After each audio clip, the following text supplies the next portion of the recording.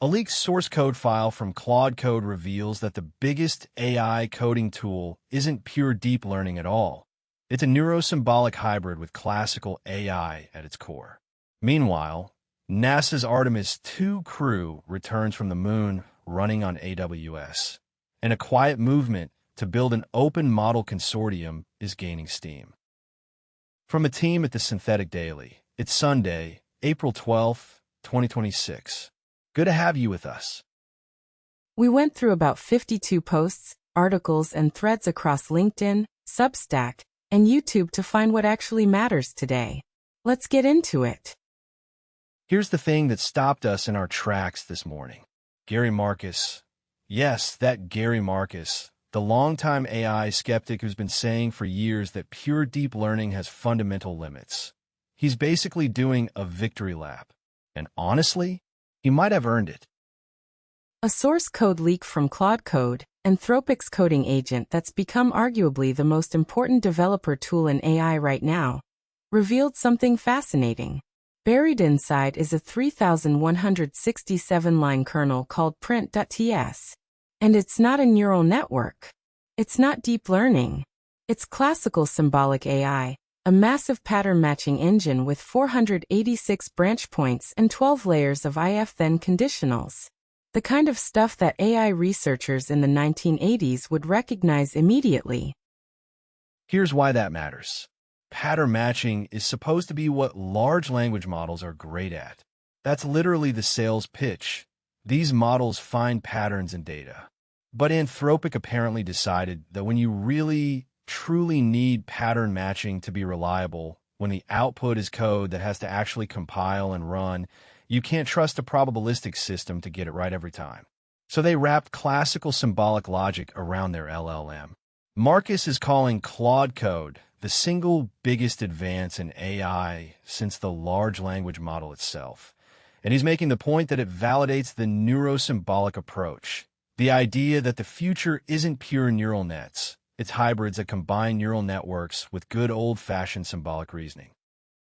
Now, this is a big deal for the industry because it quietly undermines the dominant narrative. For the last 3 years, the story has been scale the transformer, make the model bigger, feed it more data. But here's Anthropic, arguably the most technically sophisticated AI lab in the world, essentially admitting that scaling alone isn't enough for production reliability. They had to reach back to techniques that predate deep learning by decades. If the best coding agent in the world needs symbolic AI at its core, what does that tell us about the path to more capable systems? Let's shift from code to cosmos. NASA's Artemis II crew is back on Earth after humanity's first crewed journey beyond low Earth orbit in over 50 years. For astronauts, including Commander Reed Wiseman, looped around the moon and came home safely. That alone is historic. But Abhiram Anjama, who works at AWS, highlighted a detail that tells you just how much the infrastructure of space exploration has changed since Apollo. Which is wild, right? Because NASA's flight sciences team used Amazon EC2 instances running in AWS GovCloud as a primary compute platform for trajectory analysis. We're talking about the precision calculations that keep a spacecraft on its exact path around the moon and back, particularly in those white-knuckle first 48 hours after launch. In the Apollo era, that math ran on room-sized mainframes at mission control. Now it's running on cloud instances that NASA can scale up or down as needed. And then there's the media angle. Those stunning 4K images and video from the Orion capsule, they were transmitted using an optical communication system and routed over AWS Global Network. So the most dramatic space imagery since the Hubble Deep Field was essentially delivered over the same backbone that handles your Netflix stream, just with rather higher stakes. You know what stood out to me? What's interesting here isn't just the ooh cool, space meets cloud factor. It's the operational model. NASA isn't building and maintaining its own supercomputing clusters for trajectory work anymore. They're renting compute from Amazon. That's a fundamental shift in how governments approach mission-critical infrastructure, and it has implications well beyond space. If you trust the cloud for lunar navigation, the argument against cloud for other sensitive government workloads gets a lot harder to make. With the planned lunar landing in 2028, this is just the beginning of cloud-native space exploration. Okay, here's where it gets interesting. Nathan Lambert, who's been one of the sharpest voices in the open-source AI world, dropped a piece this week that feels like it could be one of those we'll look back on this moments. His argument is straightforward but consequential. The open model ecosystem needs a consortium, a coalition of companies jointly funding foundational open models, because the current approach is too fragile. He points to the evidence. There have been high-profile departures at Qwen and at AI2, the Allen Institute. Meta has shifted its focus away from Llama in meaningful ways. NVIDIA's coalition effort with Nematron is one company trying to bankroll the whole thing. Lambert had been talking with Percy Leong at Stanford, who leads the Marin project, another fully open model lab, and the conclusion they reached is that no single organization can sustainably fund near-frontier open models alone. This connects to a bigger geopolitical thread Lambert has been pulling on. He's been watching the evolving relationship between Anthropic and the Department of War, and his framing is provocative. If AI is the most powerful technology on the planet, why would any global entity let a single U.S. company control their access to it? The open model community sometimes frames this as not your weights, not your brain, but Lambert thinks it's actually a question of sovereign capability. Governments will eventually demand it. That's a great point. Dean Ball, who writes the Hyperdimensional newsletter, joined Lambert on a live discussion about this, and they largely agreed. Recent government actions are accelerating the case for open models, not undermining it.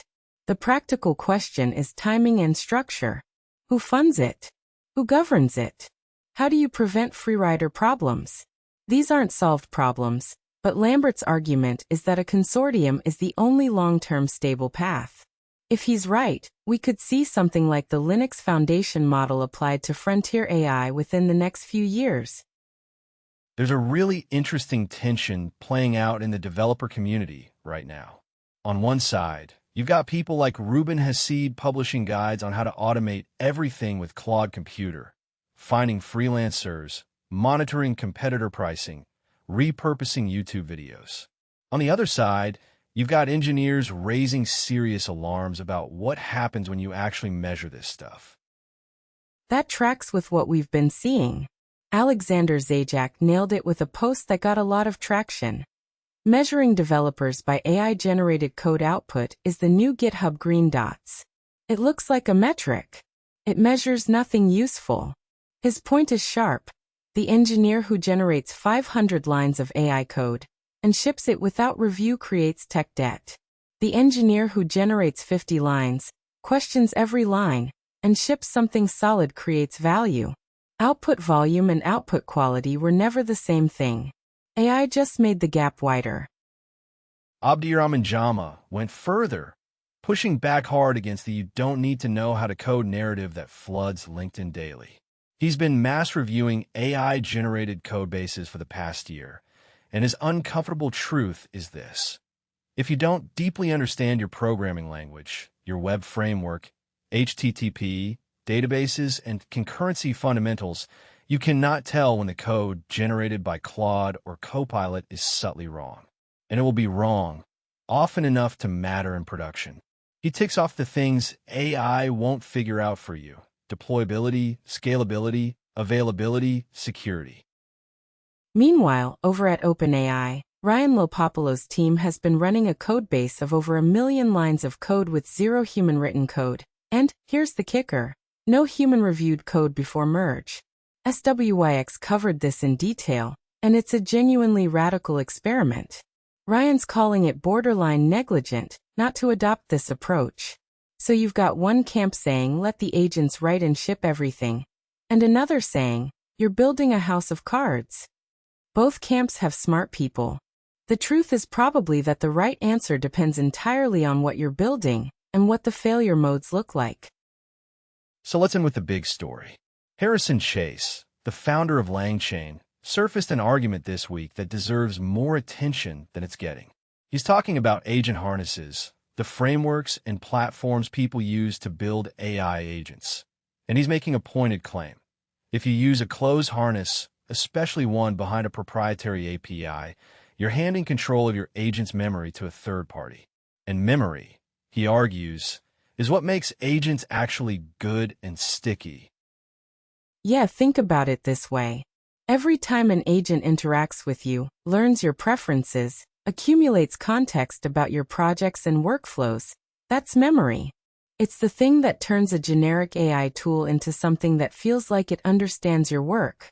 And if that memory lives inside a proprietary system you don't control, you're locked in just as surely as if you'd put all your data in a vendor's database with no export button. Chase is pushing for open harnesses and open memory, which obviously aligns with his business interests at LangChain. But the argument stands on its own. SWYX covered related territory in discussing how Claude Code work essentially wrote itself. Anthropic teams orchestrated multiple Claude Code instances to build the tool, which is a fascinating example of agents building agents. And Dreamer, the startup from former Stripe executive David Singleton and Hugo Barra, launched with what they call a sidekick, an agent that builds other agents, customized through natural language. The pattern here is that agents are getting more capable and more personal, which means the data they accumulate about you becomes more valuable. Chase's warning is that the industry is sleepwalking into a lock-in dynamic that could make the old SaaS switching costs look quaint. When your agent knows your entire workflow history, switching platforms isn't just inconvenient, it's starting over from scratch. Memory portability might become one of the defining infrastructure battles of the next 2 years. All right, let's zoom out and talk about the bigger picture. What are the main themes running through everything we covered today? The first big theme is hybrid AI architectures. The discovery of symbolic AI inside the industry's leading coding agent suggests that production-grade reliability may require architectural pluralism, not just scaled transformers. Next, infrastructure sovereignty. From NASA trusting AWS with lunar trajectories to governments questioning who controls frontier AI, the question of where critical compute lives, and who owns it, is becoming the defining policy issue. Next, the measurement crisis in AI-assisted development. As AI coding tools proliferate, organizations face a dangerous gap between what's easy to measure, output volume, and what actually matters, system reliability, with no consensus on how to bridge it. And the last one, agent data as competitive moat. The emerging battle over agent memory and harness portability mirrors earlier platform lock-in wars, but with higher stakes because the locked-in asset is accumulated personal and organizational knowledge. So if you're going to take away a few things from today's episode, here's what I'd remember. Number 1. The most important AI tool in the world doesn't trust pure AI for its most critical function, and that should reshape how we think about building reliable systems. Number 2. If your AI agent's memory isn't portable, you don't have a tool, you have a landlord. Number 3. The open source AI movement won't survive on any single company's goodwill. It needs the institutional funding structure that open source software figured out 2 decades ago. And finally, measuring developers by lines of AI-generated code is like measuring pilots by how fast they taxi. It captures activity while missing everything that matters. That's the Synthetic Daily for today. All the sources and links are on the website if you want to dig deeper. Thanks for listening. See you tomorrow.